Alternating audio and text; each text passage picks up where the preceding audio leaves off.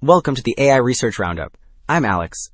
Today we're looking at a paper from the Hugging Face trending list, published on October 17, 2025, about 4 days ago. The headline result is a selective ensembling method that delivers an average plus 5.72% improvement on chain-of-thought tasks, while often ensembling fewer than 1% of tokens. The paper is titled, When to Ensemble, Identifying Token-Level Points for Stable and Fast LLM Ensembling. And, as we will see later, the efficiency gains are impressive. In short, this paper uses tokenization alignment and model consensus, plus probability sharpening, to make long-form ensembling both stable and fast.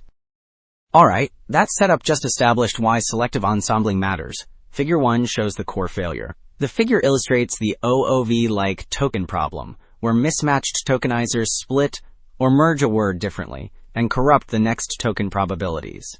OOV-like means a token prefix the model never trained on, so its distribution becomes unreliable. The example turns Sophia into So plus, unknown for one model, which pushes the ensemble toward a wrong continuation and triggers cascading errors.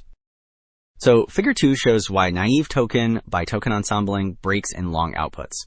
The left panels display failure cases like wrong calculations and typos that creep in because one missed token pushes the sequence off course. The right panels illustrate how an OOV-like token corrupts the next token distribution, which triggers unnatural token repetition, meaning repeated garbled fragments. These cascades inflate errors across many tokens, so stability depends on avoiding such prefixes. So, Table 1 reports how ensembling behaves under chain of thought versus direct answering. This table shows that the baseline UniTE stays competitive on multiple choice without chain of thought because tokenizer mismatches do not occur. Under chain of thought, UniTE drops sharply on Math 500, landing near 60.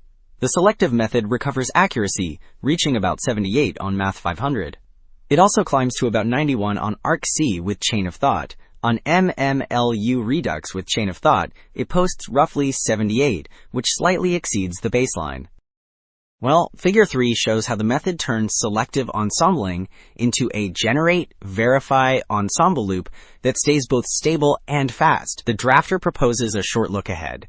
Then the verifiers retokenize that span and check two things: no OOV-like prefix and sufficient agreement in next token probabilities. When a token fails, the system averages distributions and applies probability sharpening, which consolidates scattered subword mass. Generation then resumes from the corrected token, so long sequences keep coherence. Alright, Figure 5 compares latency on Math 500.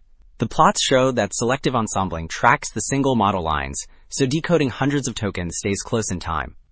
The left panel indicates UniTE plus safe runs markedly faster than UniTE with key value cache, which reuses stored attention results to skip recomputation.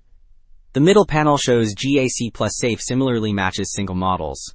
The right panel reveals GAC without our caching explodes in latency. So while Figure 5 focused on speed, Table 2 shows that selective ensembling lifts accuracy across heterogeneous tokenizers. The table reports that UniTE collapses when it ensembles at every step, whereas UniTE plus safe recovers and leads in 9 of 15 cases. It also achieves these wins while ensembling under 20% of tokens, which keeps sequences stable. GAC plus safe likewise boosts accuracy while lowering the E over T rate compared with GAC. Wrapping up, two takeaways stand out. Selective ensembling only where tokenizers align and models agree keeps long chain of thought both accurate and fast. And probability sharpening stabilizes the few contentious spots. The implication is practical. Plug and play long-form ensembling that runs near single model speed.